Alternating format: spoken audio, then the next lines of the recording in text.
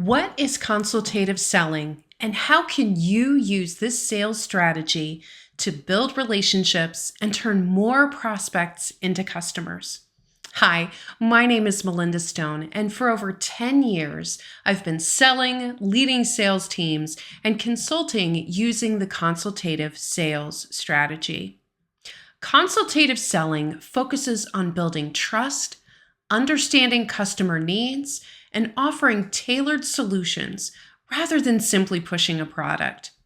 What you'll learn in today's video is when should you use the consultative selling approach? What are the advantages of this approach? We're going to explore each key element of the consultative selling process with examples and how they're applied. By the end, you'll be able to take away key information you can use to implement a consultative selling approach or improve your existing sales processes. So when should I use consultative selling? First, in complex or high-value products or services, or those with long sales cycles, think real estate or a software solution for a company. Next, if your product is customizable, like a marketing agency that may offer A to Z services, you want to customize your solution to fit the customer's problem. Next, relationship-driven or high-retention industries. Think financial advisors or real estate agents where they hope their relationship lasts a lifetime. Next, when the buyer is unclear, this opens the door to all industries. It also causes frustration in consumers as we hear customer service is dead and complaints about sales experiences. Next, in a competitive market, help differentiate your product or service by focusing on building a relationship and getting to know your customer better.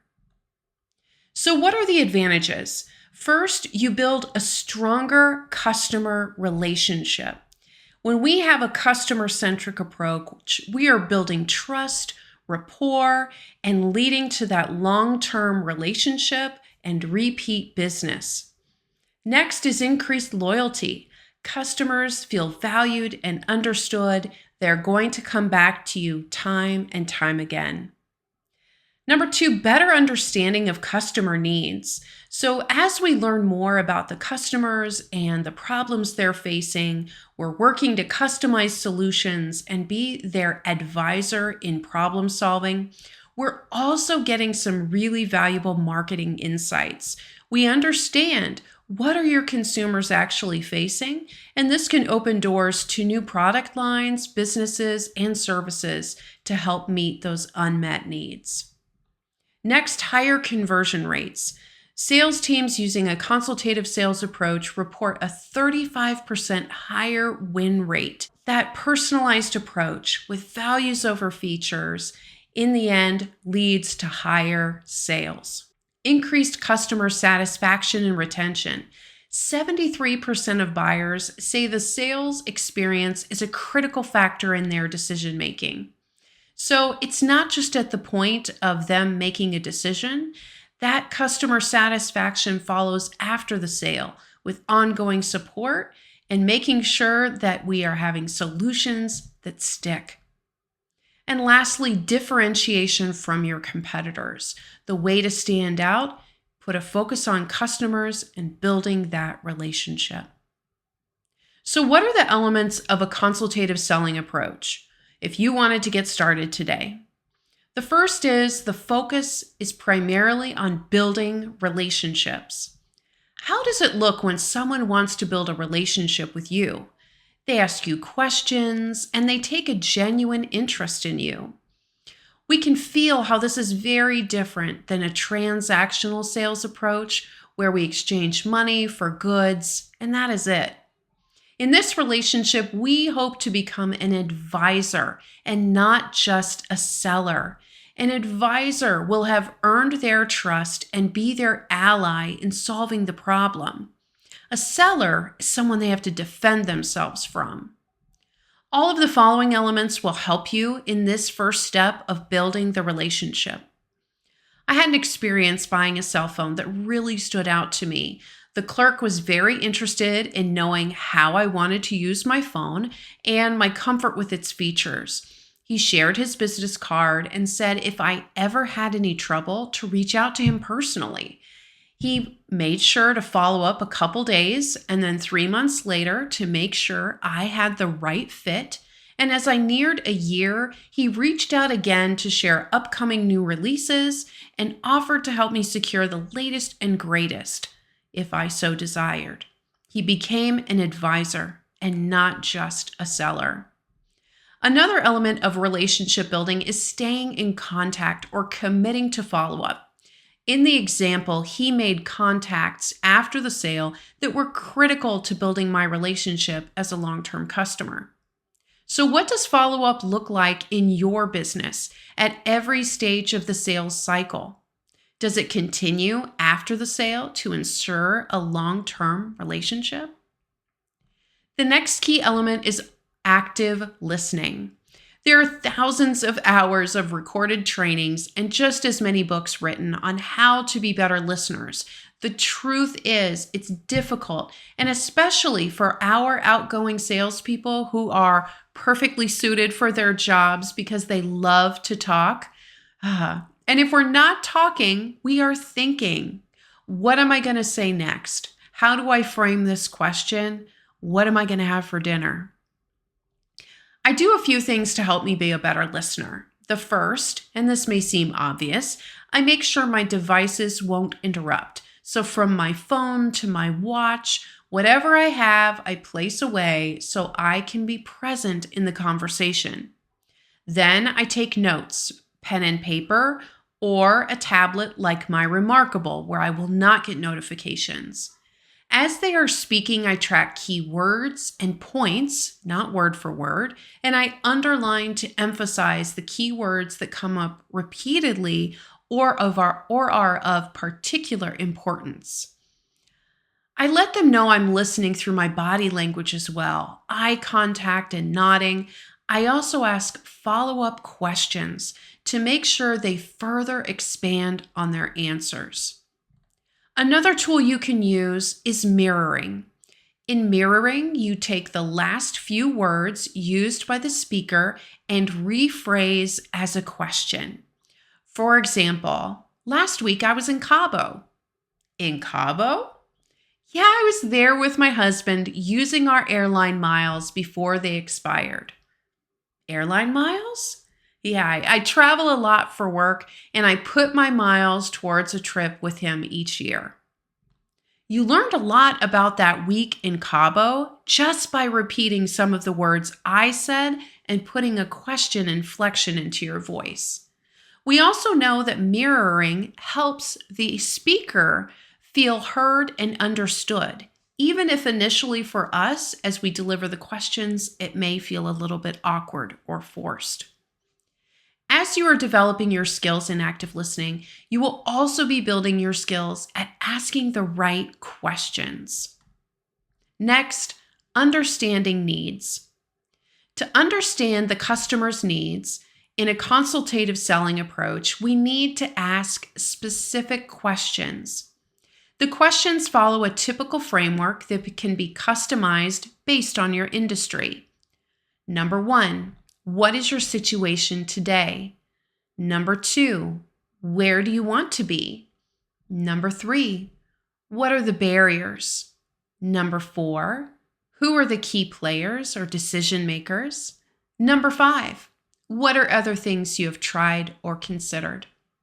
For each area, you will want them to expand to give a deeper level of detail.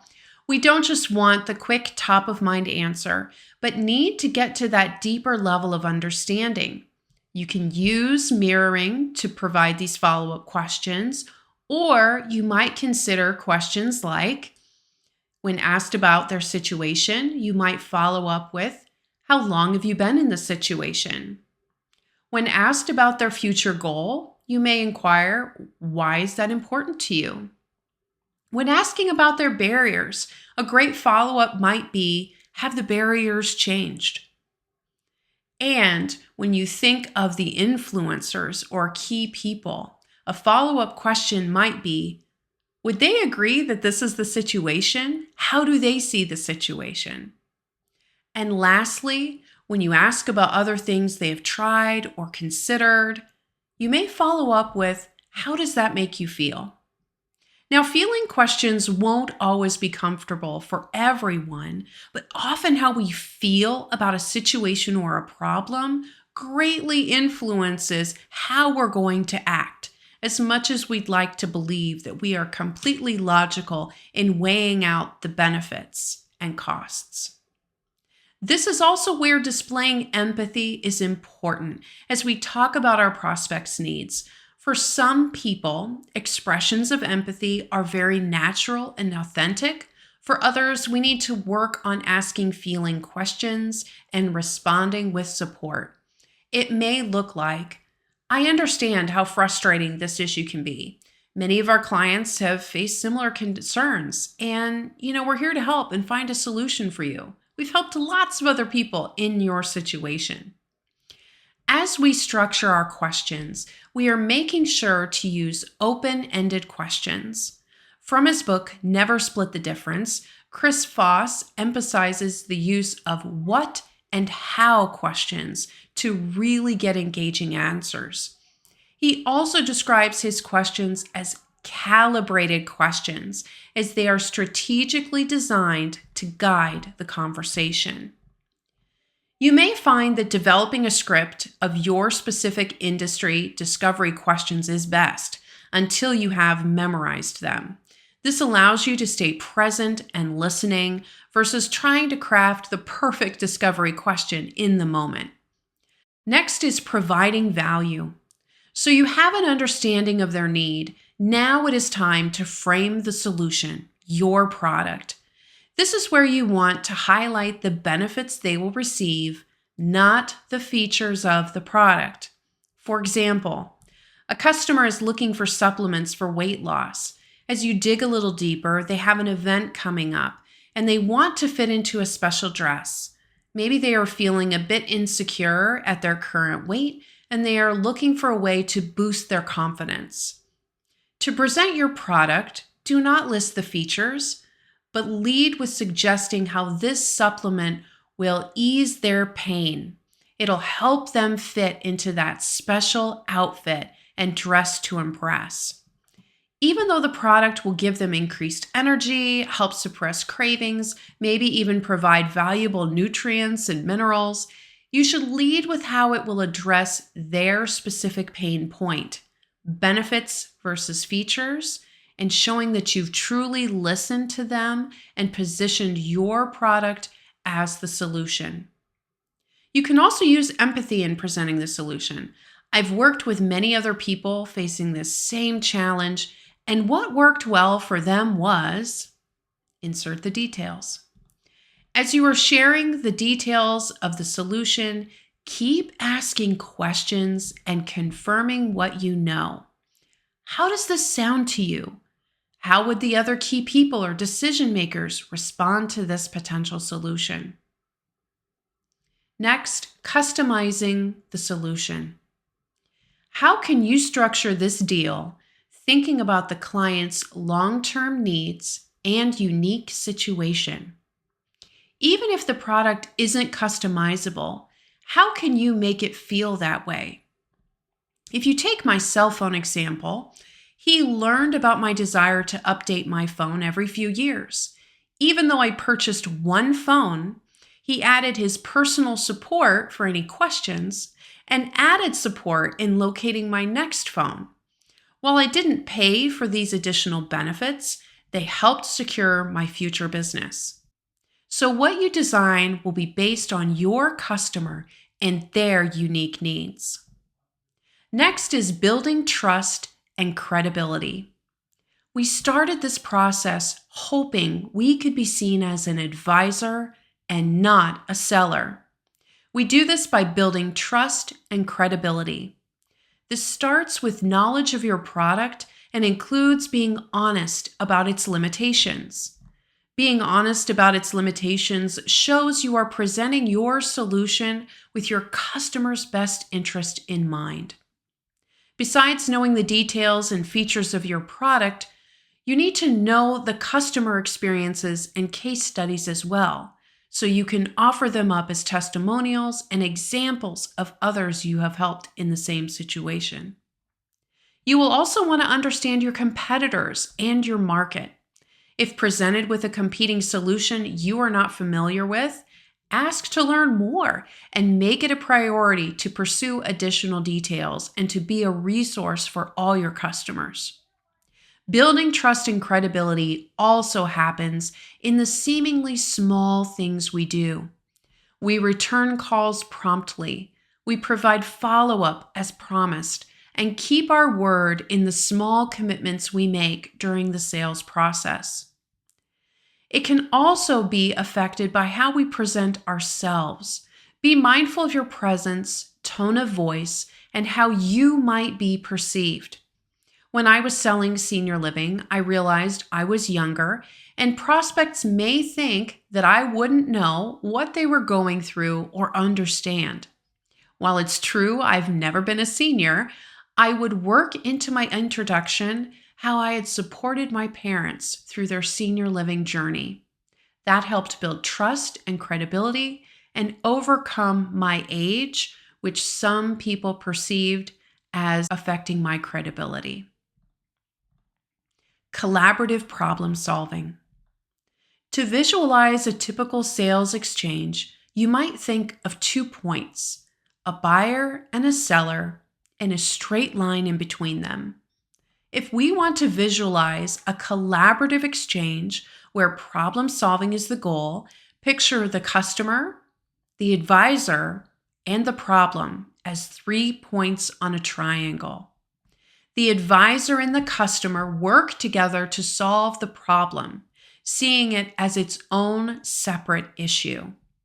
This collaboration begins with the questions and discovery to learn more about the problem. Then as you learn more and dig deeper, this clearly positions the problem or pain point as your focus. Does this matter? Of course. Remember back to a sales experience where maybe you felt pressured. Maybe the salesperson was pushing you to say yes, or when you said no, they kept persisting. That interaction can feel like you versus the salesperson. Maybe you relent and say yes, but you certainly didn't feel like you had an advisor helping you solve your problem. You had someone trying to separate you from your money. After discovery, you keep the collaboration going as you work through the benefits. The process of confirming what you know and seeing how this solution may work allows the customer to feel they are getting a customized solution and opens the door for them to offer what are the key elements of the deal. How might this fit your needs? Or what are the limitations of this option? First presented to me as mini closes, I now feel these check-ins and affirmations are important steps along the way to making sure you are on the same page, working towards a solution. Next, long-term focus. With this focus on relationship building and the time and energy you will invest in discovery, we want to make sure to have a long-term focus and goals. Do not sacrifice your relationship and all this work for a short-term gain. For example, I know they would want to start at the beginning of the fiscal year when they have budgeted dollars available, but I really need a sale this quarter, so I'm going to apply pressure and see if we can start the deal earlier. This kind of pressure sacrifices all of your hard work and collaboration. It may look different across industries, but once you build the relationship and close a sale, the goal would be to maintain it by continuing to follow up. This is an important element to a long-term relationship. We keep the door open to not only have follow-up sales, but also ask for referrals and create believers in your business. Simple things you can do is a scheduled follow-up at intervals after the sale, send a birthday greeting, invite them to customer engagement opportunities with your company, seek them out at networking and community events, and stay up to date with their business through LinkedIn. In a B2C environment, I've seen the impact of using the consultative sales approach. You know you have done good work when you get examples that you are now a trusted advisor. That may look like them asking you for advice, asking questions for friends, or directing friends and contacts to you. They also may share information they feel you'd be interested in because they see you as an expert in your field. Incorporating consultative selling into your approach can completely transform the way you connect with prospects and clients. By prioritizing relationships, active listening, and understanding your customers' unique needs, you're able to offer tailored solutions that go far beyond just selling a product. As we've seen, consultative selling is about collaboration, trust, and long-term commitment. It turns a one-time transaction into an ongoing partnership with a focus on supporting your clients every step of the way. So whether you're working in a competitive market, dealing with complex solutions, or simply looking to stand out by offering value, remember that consultative selling is not just about what you sell, but how you sell. Build those relationships, listen closely, and customize your solution.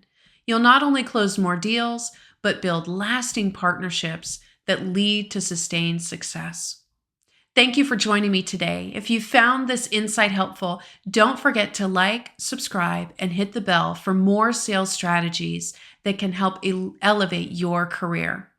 I'm Melinda Stone, and I look forward to seeing you next time.